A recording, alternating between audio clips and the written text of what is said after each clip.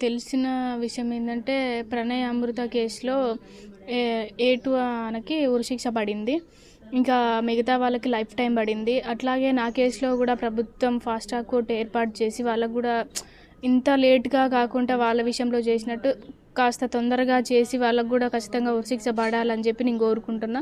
ఎందుకంటే ఈ కుల దురంకార హత్యలు ఇంకెక్కువైపోతున్నాయి. ఇలా ఇలా చేసే వాళ్ళకి కూడా ఖచ్చితంగా శిక్షించాలి. ఎందుకంటే మళ్ళీ ఇలాంటివి రాకూడదు బయట. ఎలాంటివి అంటే బంటితోనే ఇక్కడ ఎండ్ అయిపోవాలి. ఎలాంటి హత్యలైనా సరే. మళ్ళీ ఏ అమ్మాయికి ఇంత అన్యాయం జరగకూడదు. ఎందుకంటే ఇంత అన్యాయం జరిగింది నాకు.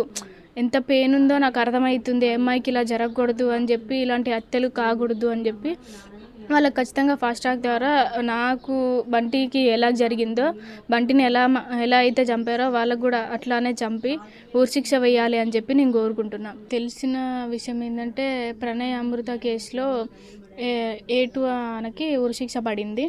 ఇంకా మిగతా వాళ్ళకి లైఫ్ టైమ్ పడింది. అట్లాగే నా కేసులో కూడా ప్రభుత్వం ఫాస్ట్ ట్రాక్ కోర్ట్ ఏర్పాటు చేసి వాళ్ళకు కూడా ఇంత లేట్‌గా కాకుండా వాళ్ళ విషయంలో చేసినట్టు కాస్త తొందరగా చేసి వాళ్ళకు కూడా ఖచ్చితంగా ఉరిశిక్ష పడాలని చెప్పి నేను కోరుకుంటున్నా. ఎందుకంటే ఈ కుల దురంకార హత్యలు ఇంకెక్కువైపోతున్నాయి. ఇలా ఇలా చేసే వాళ్ళకి కూడా ఖచ్చితంగా శిక్షించాలి. ఎందుకంటే మళ్ళీ ఇలాంటివి రాకూడదు బయట. ఎలాంటివి అంటే బంటితోనే ఇక్కడ ఎండ్ అయిపోవాలి. ఎలాంటి హత్యలైనా సరే.